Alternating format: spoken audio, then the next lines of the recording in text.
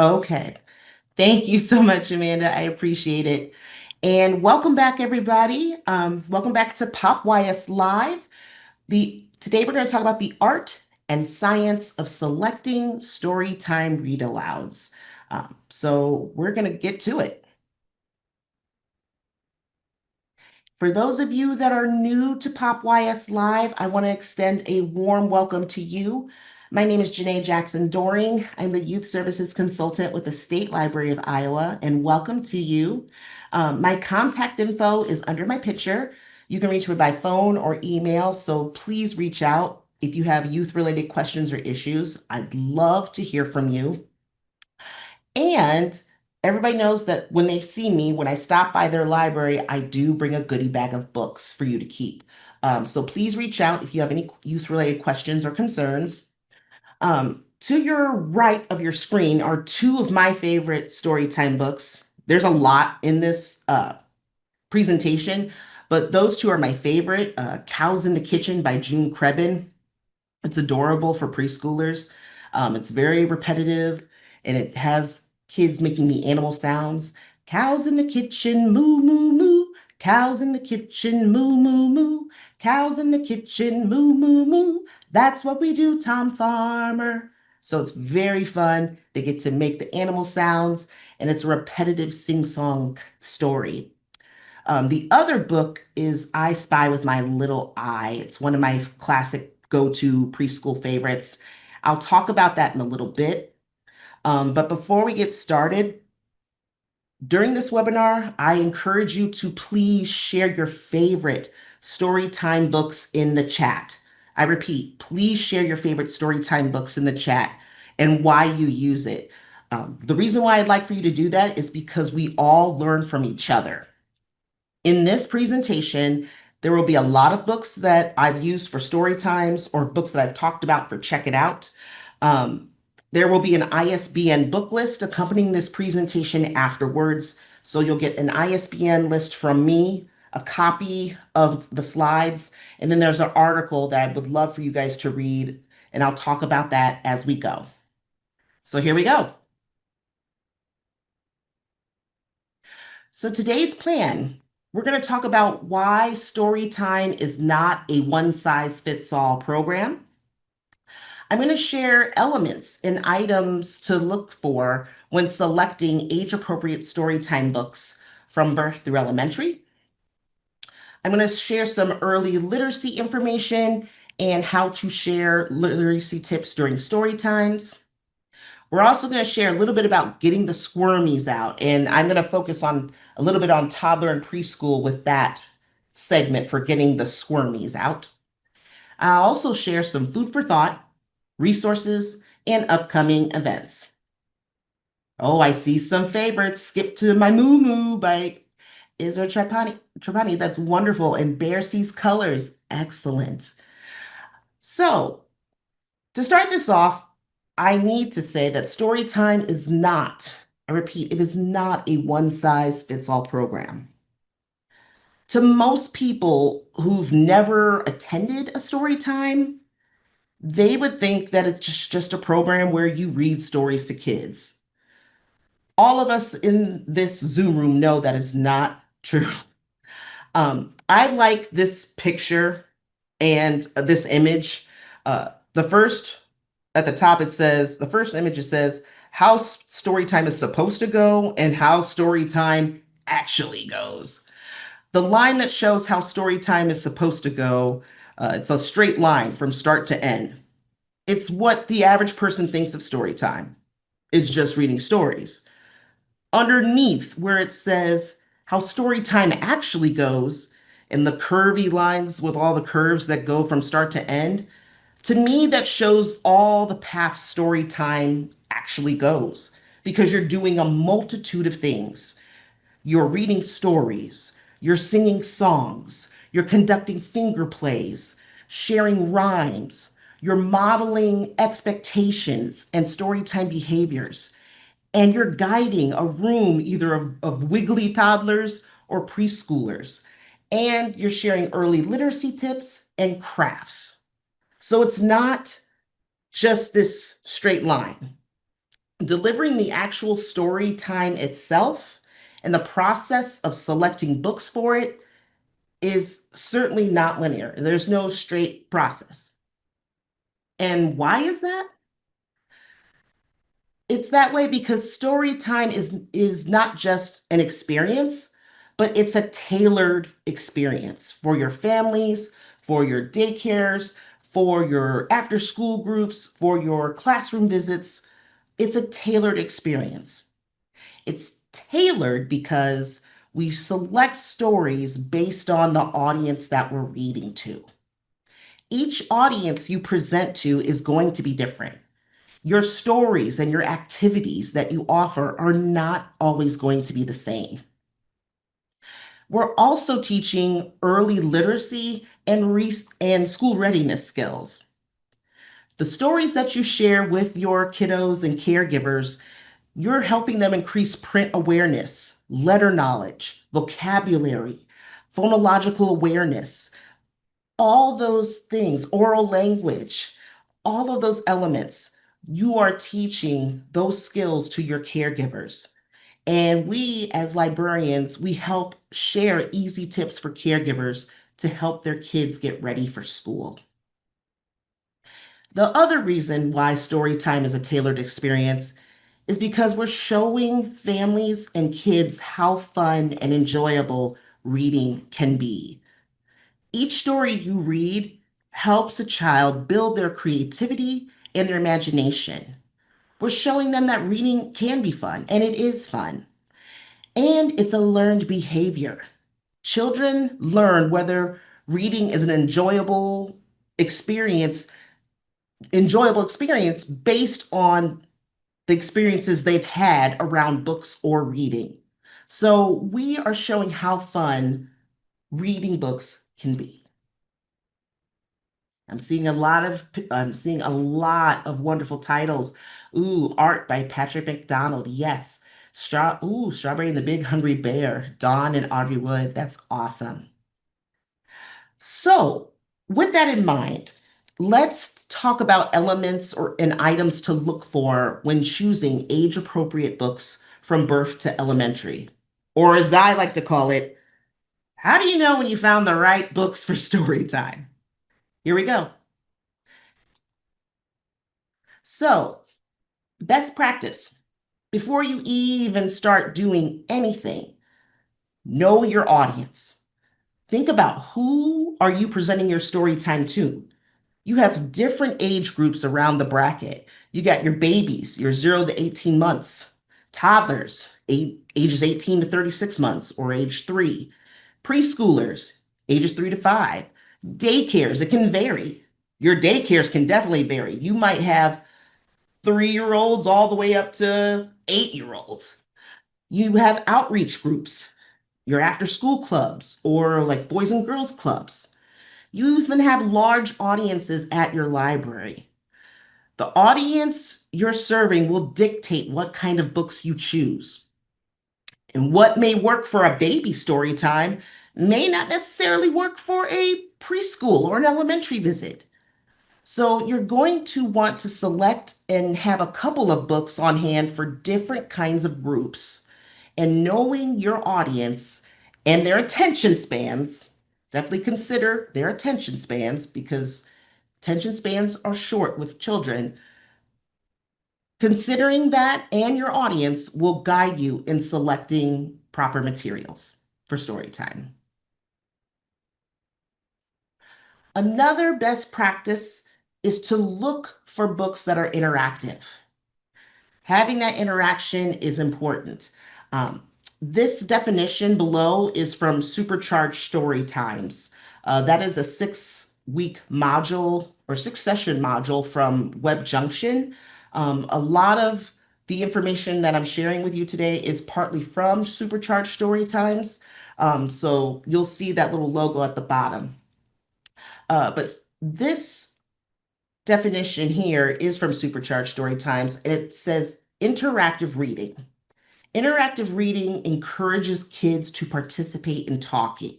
And that's what we want. We want them to build those language and conversation skills. A really good book that demonstrates interactive reading is Don't Let the Pigeon Drive the Bus. I know all of you guys have heard of Pigeon. I love Pigeon. I love Don't Let the Pigeon Drive the Bus by Mo Willems. I really love this book because the pictures and the text encourage the kids to talk about what's happening in the story, especially this picture with the bus driver. He's talking directly to the kids. He says, "Hi, I'm the bus driver. Listen, I've got to leave for a little while, so can you watch things back for me until I get back?" Thanks. Oh, and remember, don't let the pigeon drive the bus. He's directing that conversation directly to the kid so the kids can answer back. They have that freedom to answer and talk back to the book. And especially the pigeon when he's saying, "Oh, I'll be your best friend. How about I give you $5?" The kids are yelling back, "No, no." This is a great book for that interactivity. Um, but definitely with this interactive reading, you're asking kids what's happening in that picture. They're encouraged to ask questions and make predictions about the characters. So, what do you think is going to happen? It increases their attention spans. And when you conduct interactive reading with interactive books, it's not a test for the child. There's no right or wrong answers. They need to have that conversation and that dialogue, and we need to encourage it. And if you're looking through books and you're like, "I don't know if there's any interactive parts in the book," look for places in the story to be intentionally interactive. Another best practice is to choose topics that are familiar to kids. Kids connect to stories based on the things that they're familiar with in their world and in their environment.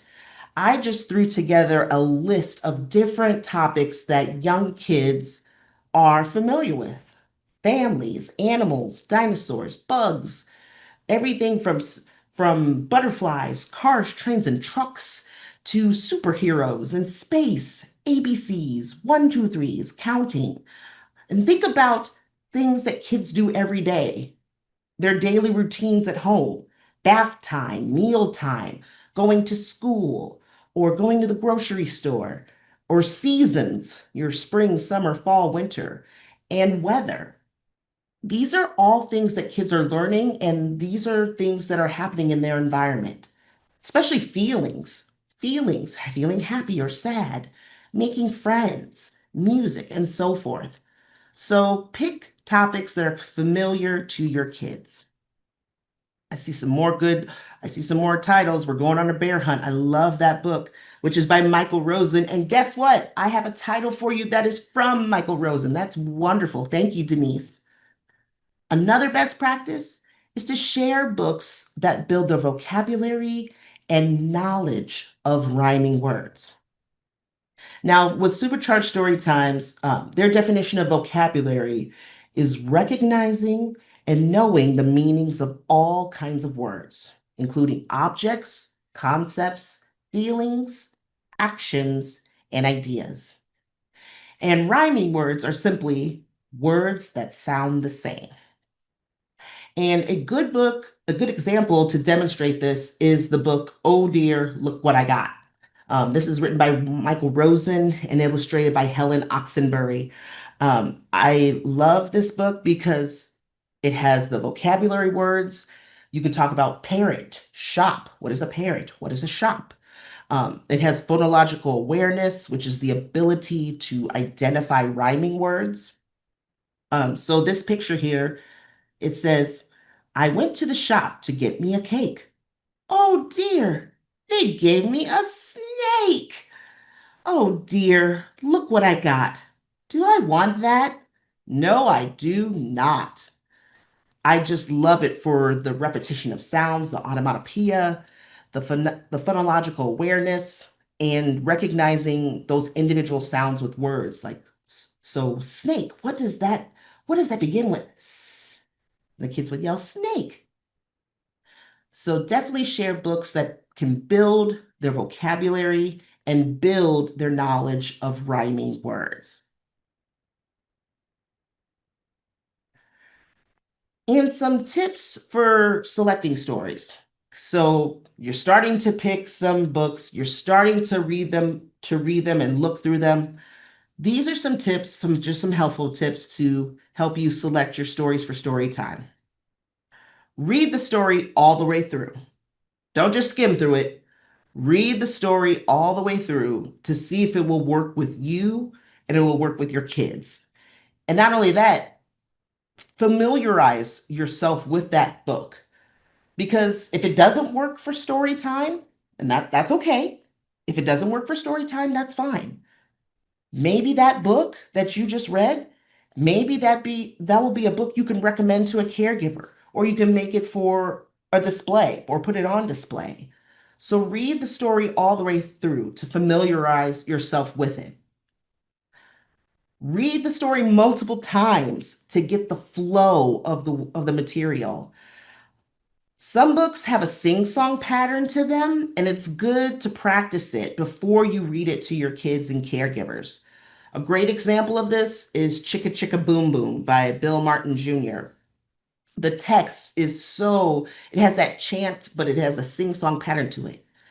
A told B, and B told C, I'll meet you at the top of the coconut tree. He said D to E, F, G. I'll beat you to the top of the coconut tree. Chicka chicka boom boom. Will there be enough room? So just hearing that, hearing you speak it, just practicing it, you get more comfortable with the text. You get more comfortable with the flow of words and how it's spoken. And I will recommend this too. If you are still like, oh my gosh, I don't know how this is supposed to sound, how this is supposed to go, look the book up on YouTube. Type out, like, let's say, for example, Chicka Chicka Boo Boom Read Aloud. You can look on YouTube and hear other people read the story so that way you can get a feel for it as well. It's okay to do this. Also, look for vocabulary words. Look at the text and see what kind of words you can share with the kids during story times. Also, what fun elements can you bring to the book? Can you use different voices for the characters in the book? Can you use facial expressions? Can you use your hand gestures? Do you need props like puppets? These are all things to consider and think about. When you're reading the story, also ask yourself these questions. Do you like the story? Are the pictures inside it, are they bright, engaging, colorful? Is this age appropriate for my audience? And will this be enjoyable for the kids that you're reading to? And a good rule of thumb, if you don't like the book or you don't enjoy reading the book, don't read it. Just put it down. Don't read it. Pick something else. Your enthusiasm and your joy will come out of you much more if you're selecting books that you enjoy and that you like reading to the kids. Because if you're not feeling that book, your audience isn't feeling it. Your kids aren't going to be interested. So really select books that you enjoy, that are engaging, short, and comfortable, that you feel comfortable reading to kids. Some other tips to consider. I have a lot of tips. um, Early literacy skills. With every child ready to read, remember, we need to remember the 5 early literacy skills of read, write, sing, play, and talk. What book can convey those skills to your caregivers? That's another thing to think about when you're planning out what to read for your story times. Themes. Some people like them, some people don't. Do you want to use a theme? Themes are great for giving yourself a focus when planning out your story times.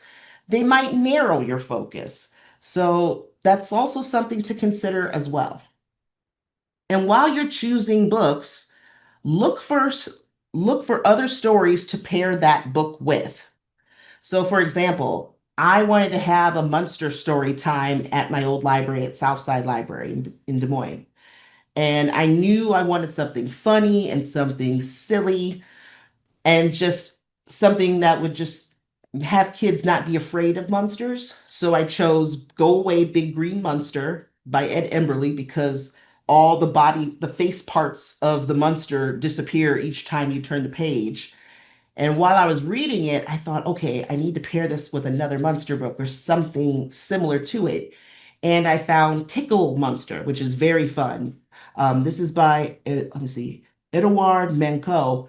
And Tickle Monster has that same element where you see this scary monster, but as you turn the pages, it changes and the monster becomes part of a house or part of a moving house and a tree.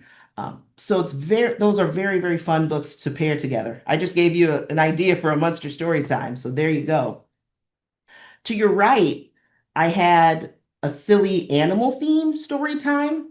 So I love the book Bark George. Bark George is awesome. That's by Jules Pfeiffer. It's about a mom who has a dog that doesn't bark. George says other sounds. He says moo like a cow, or like a pig. He oinks like a pig. And so the mom takes him to the veterinarian, and the veterinarian puts on his long latex glove to pull animals out of George so he can bark. Super funny, super engaging. And so with the silly animal theme, I paired that with Dear Zoo and Dear Zoo is by Rod Campbell, because the kids have to guess what animal is inside the box that the zoo sends to the young child. Uh, so those are some things to definitely consider when you're planning out your story times. So I wanted to add some book selection tips for each group for baby, toddler, preschool, and elementary. Um, so we're going to start with babies. Babies are ages 0 to 18 months. So with this group, you want to choose books with bright illustrations, bright colors, you also want to select nursery rhymes because we're building that language. We're developing language skills and conversation skills with baby. So even it's Itsy Bitsy Spider, Row, Row, Row Your Boat. These books to the left are indestructibles. I love those because they're chew proof, rip proof, non-toxic. You can wash them. I love them. They're great. I recommend those to parents all the time and they have great illustrations and colors. So definitely select nursery rhymes for your babies to read out to your babies. And choose books that show pictures of real babies. An example of that is Hello Face, and this is by Aya Khalil. And a lot of people don't know that babies like to look at images of other babies. They like to see other babies. So this one, it has pictures of all different kinds of families and all different kinds of babies. And the text says, let's make a silly face. Giggle, giggle. We love this game. Hello, laughing mouth. So babies like to look at other babies. So those are just some tips for babies, for baby story time. Let's see. Betty says, yes, we will have a sheet with all the ISBN numbers and titles at the end of the presentation, Betty. So once you go into Workday, we'll have that for you. Thank you. Some other tips for baby story times. Use books with a peekaboo element or books with a lift the flap concept. With peekaboo, we're teaching object permanence. That is a baby's understanding that objects and people continue to exist even when they're out of sight. So by playing peekaboo, where a caregiver hides their face and then reveals it, a baby learns that things don't simply disappear when they can't be seen. So when caregivers are playing peekaboo repeatedly, babies learn to anticipate their reappearance. So we want to encourage that by offering books that have a peekaboo element, such as Peekaboo You. I love this book by Andrea Davis Pinkney. Peek Baby by Karen Katz. She has lots of peekaboo books.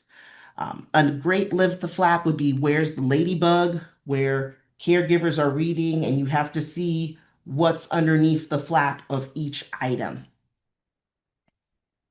And this concept of object permanence, this understanding develops between 4 to 7 months of age for babies. For babies, you also want to select high contrast books. High contrast books are black and white books that have simple text, sometimes 1 or 2 words on a spread with a little bit of color.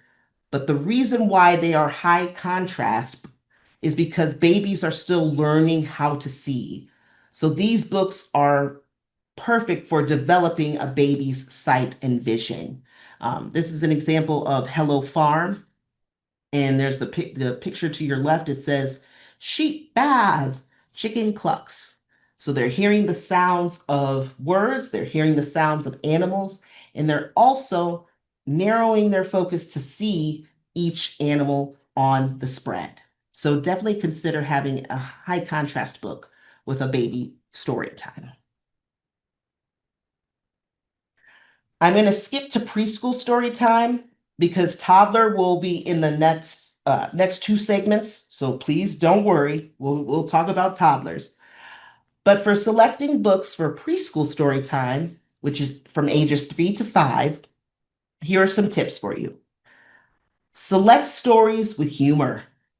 Humorous picture books allow you to be silly, and it creates a connection between the children and the book. These are some examples of books that I have used for story times or have talked about for Check It Out. Definitely the book with no pictures is my favorite because you have to say funny words, you have to say donkey face, and you have to talk like a robot. The kids love it and they just laugh, laugh, laugh. And that's written by B.J. Novak.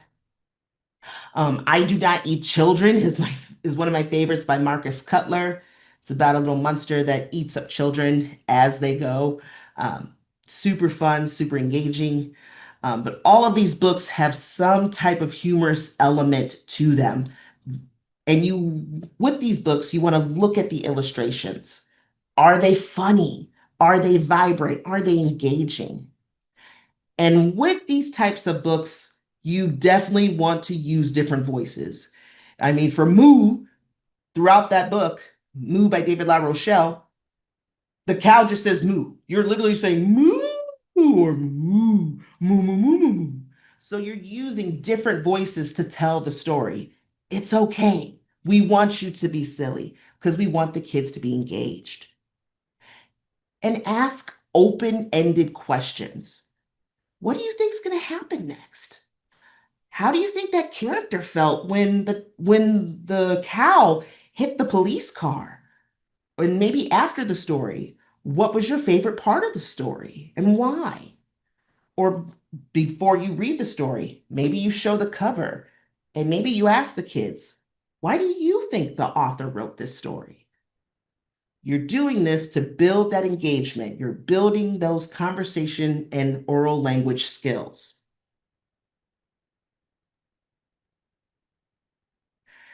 So let me just make sure. Okay. Tips for selecting books for elementary ages. I've seen on Library Talk a lot of discussion about what do I do for elementary books? I'm going to do a story time at my elementary school and I have no idea what to read and I don't know what to bring. Here are some tips for you. Ask the teacher what the students are working on or if a theme is needed. Really, when you're doing this, when you're asking the teacher, you're getting info, you're getting that feedback. And bring those books. Select books based on what the teacher requests. When you do that, when you're bringing books that they need or they're needing for their unit or whatnot, you're building rapport. You're building trust with the teacher. That teacher says, "Oh, wow, they really got a great selection of books for my classroom story time. I'm going to ask them back. I'm going to ask them if they can do this." So really listen to what what the teachers need. See what they're working on. If they're working on a theme, great. Find books based on that theme or what they need. If the teacher asks you, "Hey, we really don't have a theme this week. We would just like for you to come in and bring some books for us to read." Great. You can bring books of your choice then to read to them. And if that happens, you want to select interactive books or books with unreliable narrators. Now, why do I say, wait a minute, you want to select books with unreliable narrators? I say that because it gives kids a guessing component. It gets them engaged in the story. They're kind of wondering, oh my gosh, what's going to happen? It's a different type of story for them. A great example of this, two of them specifically. The Bear Out There by Jess Hannigan is funny. It talks about this girl who's afraid because there's a bear out there and she's doing her best to avoid the bear, but the kids they yell at the book, "There's the bear, there's the bear."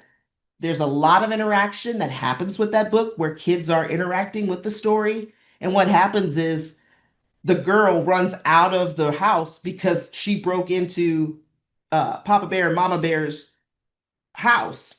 So it's kind of a fun retelling of the Three Little Bears because you think it's her house, but it's actually the bear's house.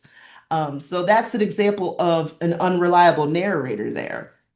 Another example is Don't Trust Fish by Neil Sharpson, and that is a funny book. So fun because the kids are being told not to trust fish, and you think it's just a narrator narrating this book, but it's a crab. It's a crab at the end of the book that's saying, "Hey, don't trust fish," and you see him drawing at the end of the book. But those are great examples of having unreliable narrators where the kids are having to guess what's happening. And yes, Emery, I love Mr. S. Mr. S is a fun one where the kindergartners are going to school, and on their first day, they see a talking they see no teacher but just a sandwich, and the sandwich is named Mr. S. um, and so he teaches the class throughout the school year. And make sure you use different voices, uh, using those different voices to bring the characters out. Really quickly, I want to point out a book down below. There's a book called This Is a School by John Shu, Schu. I love using that book for like the first day of school, getting back to school. It's a great book to show what happens at school, the people that you meet, all different kinds of people at a school, and what happens during a typical school day. So that's a great book to use as well. For preschool and elementary visits, also, and I don't think these get a lot of love, consider wordless picture books. Now you're probably like, wait a minute, what? Why am I using a wordless picture book? There's a reason why.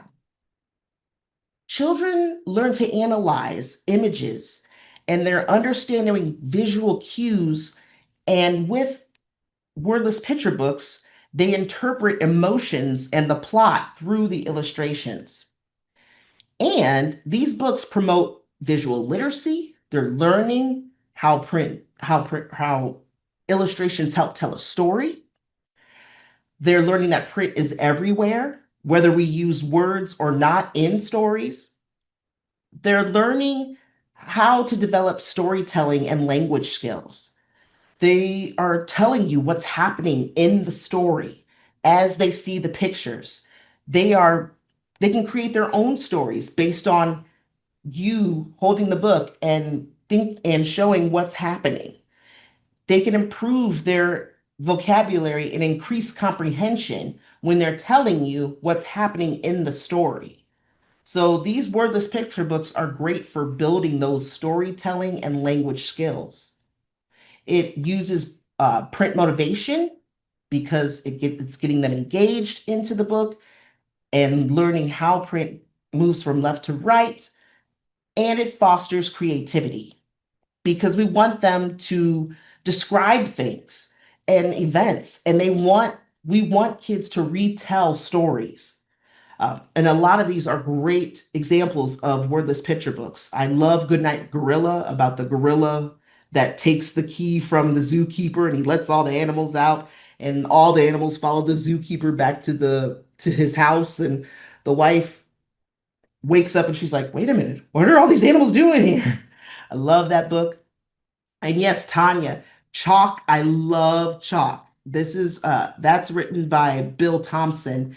It's about these three kids. They find a T-Rex and on the T-Rex mouth is a bag, and the bag has chalk. And the kids take turns making pictures, and the pictures come to life from the sidewalk until the little boy draws a picture of the T-Rex, and then the T-Rex comes to life, and uh-oh, problems ensue.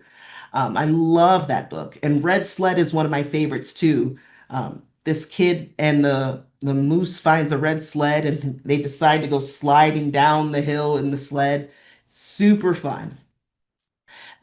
Also, wordless picture books can be helpful for beginning readers, your English language learners, and kids with different learning needs. So really consider using wordless picture books. So now we're going to talk about early literacy tips and how to share them during story times. For those of you that are new to librarianship and new to youth services, I would recommend to you go to Every Child Ready to Read. Look that up, because Every Child Ready to Read, that has defined the 6 early literacy skills that children need in order to have reading readiness and be ready for school. So with early literacy, with Every Child Ready to Read, there are 6 early literacy components that children need: oral language, print awareness and concepts, phonological awareness, that's the ability to hear sounds and rhyming words, background knowledge. Background knowledge is what a child knows about a topic already. So what does a child know already about a certain topic that you're going to present about? Letter knowledge, being able to recognize, oh, J is for Jane, or T is for Tanya, or J is for Jeremy, C for Caitlin. So knowing letter knowledge and the sounds that it makes, and vocabulary, which we discussed. Early literacy tips. For those of you that are new to youth services, this is going to be very new to you. For those of you that are veterans to youth services, this may be old hat for you, but it's still a great reminder for everyone. What are early literacy tips? They are a sentence or two that shares an early literacy tip for parents and caregivers. These are tips that build engagement with kids and caregivers. And when you share early literacy tips, engagement is built on trust. So when you build a rapport with your families and kids, you're able to share early literacy tips easily. So build that rapport. The more you build that relationship with your families and kids, the more easier it is to share early literacy tips with them. So like the picture right here, there's a picture of a child coloring. And or sometimes you see kids scribble. This child is drawing. So scribble. So for example, for an early literacy tip, scribbling or drawing is an early form of early literacy. So encourage kids to draw or scribble at home because they're building the muscles in their fingers to help them get ready to hold pencils so they can write and become ready for school. Or the picture right here of a child playing with a paper puppet. Playing with puppets is a great way to build oral skills, oral conversational skills. So play pretend with your child. So those are just some examples of delivering an early literacy tip and what early literacy tip can sound like. But you're like, wait a minute, Janae, how do I share those? I don't know. I don't know what to do. It is totally okay. Um, Early literacy tips, it doesn't have to be hard. It does, and you might feel uncomfortable, but it's okay. You are an expert. You are an expert. And the cool thing is with Supercharged Story Times on Web Junction, they have an early literacy planning tool sheet, a couple tool sheets, which help you select which concept you want to provide an early literacy tip for. So best practice, when you plan your story times, when you plan your story times and songs, plan those songs, stories, and activities around an early literacy tip. Um, to your right, I've put a box together. These are all different websites you can go to get early literacy tips. Um, these are great resources. Suraj Goding is a retired early literacy expert, and she helped develop Supercharged Story Times. So she has great resources at earlylit.net. Mel's Desk, she has awesome comments about how to deliver a literacy tip. And Colorado Libraries for Early Literacy, or CLEL, they also have great early literacy tips too. With Supercharged Story Times, this is the early literacy planning tool worksheet. And this is an example of what it looks like. So for the early literacy planning tool component, so if you would put that at the top. So I want to focus on oral language. So I would put oral language at the top. Your goal. What is the goal that you want children and families to learn? I want them to be able to talk about what's happening in the pictures. And in the middle, you pick the story time age level. So is it babies? Is it toddlers or preschool? So I would choose preschool, which is the 36 to 60 months. And then I would write down the strategy I would use and the behaviors that you'll see. And then at the bottom, or sorry, not the bottom, under it is the story time item. So I would use Llama Llama Red Pajama, or don't let the pigeon go to drive the bus. The activity, I would have an activity. What am I planning to do with that activity? And then what is the early literacy tip I'm going to share with caregivers? So where it says children's behaviors and the strategies, they all come from here. Supercharged story times, they take the six components, the six early literacy components, and they break it down by baby, toddler, and preschool. What each age group is supposed to be, uh, what behaviors they're doing at that age range. And for the story time provider or educator, what kinds of skills do we want them to learn? So you would use this sheet. So for example, print awareness and print concepts. If I'm doing a story time and I want them to learn about print awareness, print concepts, I would pick from this sheet for babies.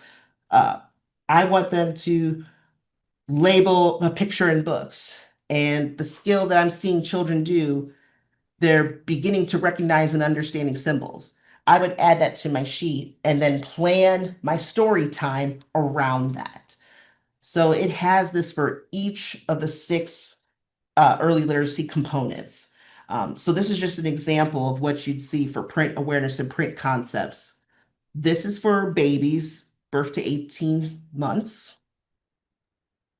This would be for toddlers, 18 to 36 months.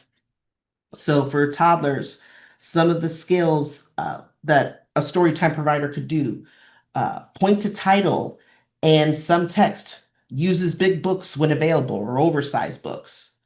And the skill that you want children to have is to show the ability to handle books. So maybe they're turning the books right side up, or turning the pages from left to right, or they're pretending to read text.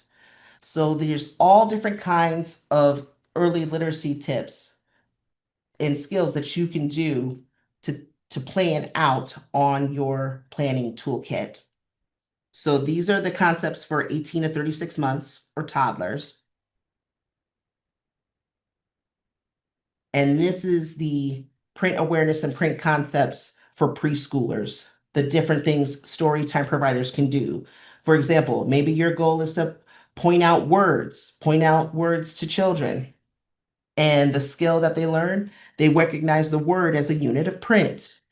Or you could point out in print and its uses when a book includes writing or signs. And the skill that you want children to have is they show awareness of different functions of print or different kinds of print. And we show that print is everywhere. So if you get a chance, go to webjunction.org, sign up for Supercharged Storytimes. It will give you all of this information, but I'm going to put in the early literacy planning toolkit worksheet for you guys as well, and the info as well, just so that way you guys have it. So we're going to talk about the last 15 minutes is get the squirmies out. Because let's face it, toddlers are squirmy. So we've got some ideas to keep the squirmiest audiences engaged. So we said toddlers are ages 18 to 36 months or age 3. So these are some tips for selecting books for toddler story times. Um, Choose short books with repeated phrases, chants, or actions. I really love Brown Bear, Brown Bear. What do you see? I see a red bird looking at me. So it has that repeated phrase. Hand, hand, fingers, thumb. That's written by Al Perkins. This is a classic favorite of mine. I love this book because the kids can pretend they're hitting on the drum like the monkey. It starts out hand, hand, fingers, thumb, dum diddy, dum dum dum. Awesome book. Monkey and Me is repetitive as well by Emily Gravett. It says monkey and me, monkey and me, monkey and me. We went to see. We went to see some penguins. And then they act like the animal until they see the monkeys. I also like to say to caregivers when I'm reading a book that has the repeated phrases and or chants, I say to the caregivers, okay, caregivers, say it with me. So that way they are repeating the words as well. So that way it encourages the kids to also chant and say the words. Also, sing the book. These books here are great examples of singing the books. So, for example, The Seals on the Bus is one of my favorites by Lenny Hort. So, because the seals, it's a version of Wheels on the Bus. So, it's a great one to sing and act out with toddlers, especially if they're wiggly. I love that book. Jane Cabrera is great. She wrote the book If You're Happy and You Know It, and there's different uh, movements that the toddlers have to do. Same thing with Row, Row, Row Your Boat by Jane Cabrera. Her version, she has different things the toddlers have to act out and do while singing the song. Zoom, Zoom, Zoom. This is my favorite by Annie Kubler.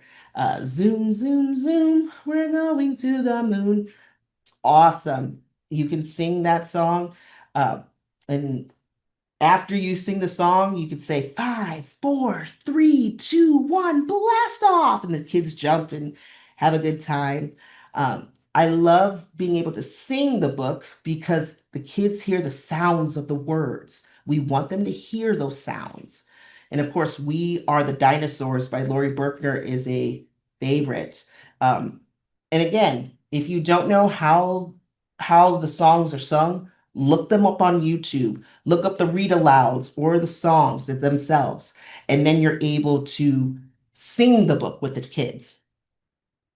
Also, while we're talking with toddlers, we also want to ask the kids, what is this? What is happening? And pause. Pause for 3 to 5 seconds. Why is that important? We want to give kids time to answer the question because they need those seconds to answer the question. Some more toddler books and story time tips. You want to select books that encourage kids to move, make silly faces, or make animal sounds. Uh, From Head to Toe is a great one because they have to turn their head, they have to uh, hop on one foot, they have to kick, they have to move like a cat. It's a great book for movement. Can You Do This? Super Silly Edition is great because they're moving in different ways as well. Farmyard Beat is great to get those animal sounds out from animals that live on the barn.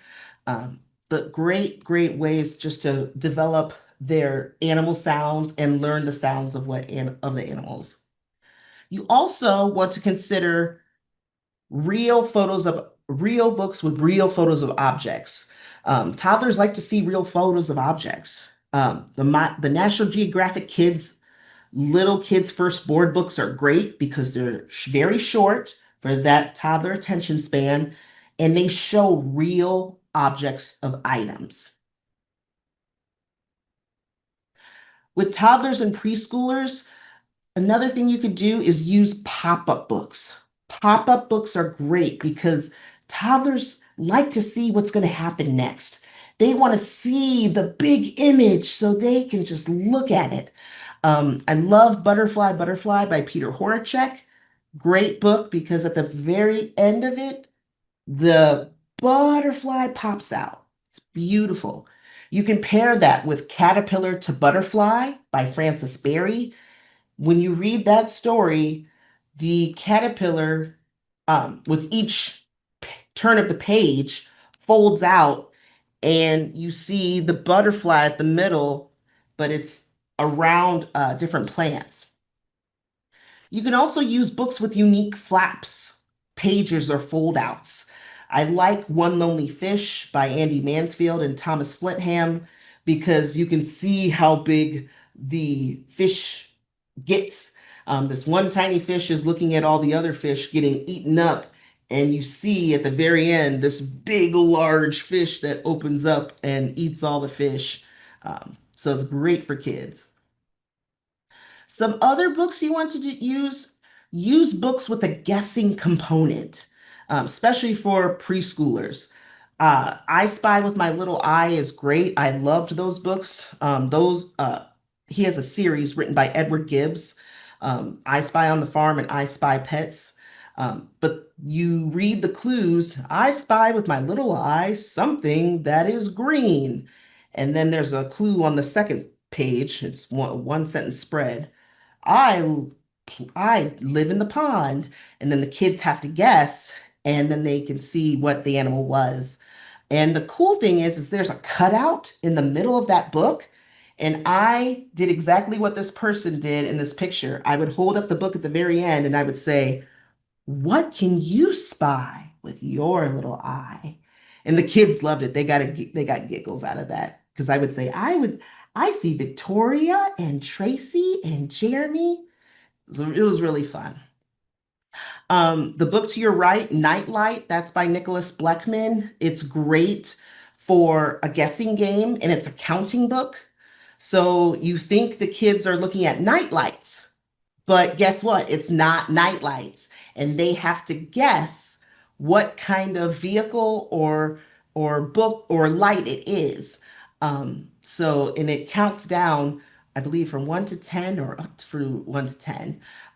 But it's a great guessing game book. It's a great counting game book, and there's die cuts that are cut out on every page.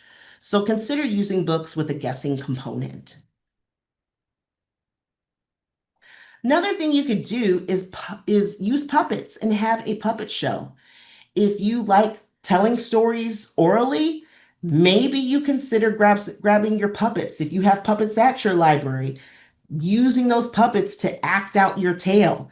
And it turns into a fun and imaginative story time.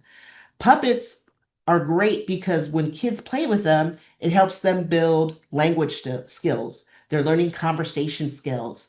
And puppets are great. Puppets are fun.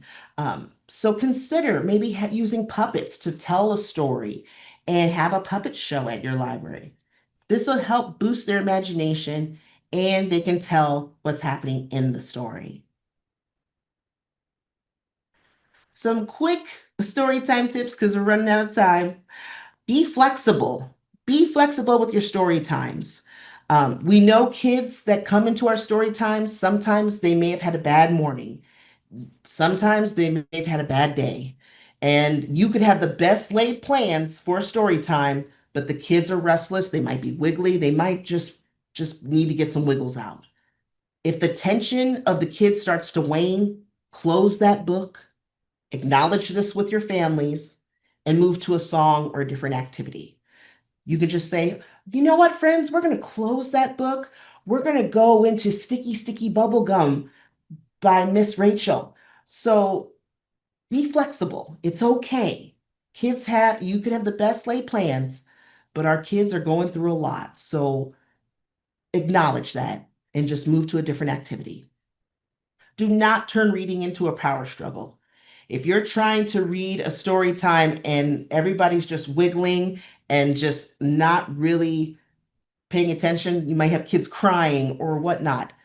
Don't turn reading into a power struggle. Just don't do it. Just again, acknowledge it, close the book, move to a different activity. Another thing you might want to consider is include a nonfiction book, especially for your preschoolers. And when you grab nonfiction books, you don't have to read the whole book. You can just show pictures from that book and ask the kids, what do you think's happening in that picture? What do you think they're doing? Have them tell you what's happening in those pictures. You're doing this to build conversation skills, and that is okay. So, those are some other story times tips to consider. In this presentation afterwards, I really would love for you to read this article. I love this article. It's What Makes a Good Story Time. This is written by Julie Roach, and this is from the Horn Book from June 20th of 2016. It is a great article because she points out what makes a great story time for everybody, what makes it great. Um, there will be a PDF copy of this article included with the slides, and she offers 10 tips for reading aloud. I mean, this is a great article, so I highly recommend you read it. It's great. And just for some food for thought, make sure you tailor and curate interactive, fun, short, and engaging books that your kids will love and that you enjoy reading aloud. Think about how you share books, how you share songs and activities to help kids build their early literacy skills. And from Julie Roach, she said, true collaboration happens when children, their grown-ups, and the librarian all bring their unique energies and spirits together for times of reading, singing, talking, and playing. And I'm sorry, I cut the bottom off. Let the joy of that story come out through you and have fun because story time should be fun. I have included a whole bunch of resources. So I will include those in my slides as well. There's lots of different book selection articles that you can take a peek at. I put together some book lists that I found. Colorado Libraries for Early Literacy's Clell Bell Book Awards is awesome. They offer picture book lists based on the 5 early literacy skills of read, write, sing, play, and talk. It's a great list. Fuse 8 production, they have from School Library Journal, they offer different kinds of board book and picture book lists. Definitely take a peek at the funny picture book list and the picture book read aloud list. And also make sure you go on webjunction.com to sign up for Supercharged Storytime training. It's a 6-module training and it's free. You can do it at your own pace and it's awesome. One name you should also know down below, get to know Colby Sharp. He is a reader, writer, and he's a 5th grade elementary teacher in Michigan, and he's a book reviewer. He has a YouTube handle Colby Sharp, all one word, Colby Sharp. I recommend him because he offers great recommendations on picture books he's read to his fifth grade class and chapter book recommendations. So if you're working with third, fourth, or fifth graders, you could take a look and see some of the books he also recommends as well. He's very thorough and detailed with his reviews and just does an all-around good job. Don't forget tomorrow from 1 to 2 p.m., we're going to have Building Your Manga Library, Basics, Essentials, and Titles to Get You Started with Sarah Smith. She is the middle school librarian and creator of the graphic library, and she's a manga reviewer. She is going to share some mangas, light novels, and things you should consider when grabbing mangas for your library. That's going to be tomorrow, August 14th from 1 to 2 p.m., and you can register on Workday Learning. September's PopYS Live, we will be talking about managing tween and teen behaviors on September 10th from 1 to 2 p.m. You can register for that on Workday Learning. And save the date because in October, we're going to have PopYS Live with the iRead team to talk about Plant a Seed Read, the new theme for summer 2026. That will be Wednesday, October 8th from 1 to 2 p.m. That item is not in Workday Learning yet, so we'll let you know when it's up and available on Workday Learning so you can register for that event. And that is all I have. Thank you guys so much. If you have questions, please reach out. I love story times. It's a beautiful thing to share with kids and families. So please reach out. I would love to help you more in your story time journey. So thank you so much. Again, thanks everyone for coming today. We will get attendance taken in Workday, so just look out for that eval, and we will be done. Thanks everyone. Oh, Thanks, and guys. thanks to Caitlin for making that list. I know that was a lot. I had to start Yes, it when she was there, so thank you, Caitlin. Appreciate yes. it. Caitlin, thank you, thank you. Janae, that 18 to 36-month-old got me in my feelings here, all those books. I was like, oh, Vera, those are her favorite hand finger throw. Like that one was her favorite book. She memorized that when she was little, like Oh, first fun. book. Oh, as I sit here with all of her college junk sitting here, and I just am like, oh, in my feelings here. My goodness. And so Caitlin put together a list too, or she She was wrote, compiling everybody's list. yeah, she just kind of wrote some things of what everyone was suggesting when you're like, put in your favorite thing, like right away. I think those, so she put those in the chat. And you see them up in there? Yes. I think and I'll take a peek at the chat too, so that way I can add those two to the ISBNs as well. Okay. All right. Well, again, thanks. Bye, Janae. Have fun at that fair.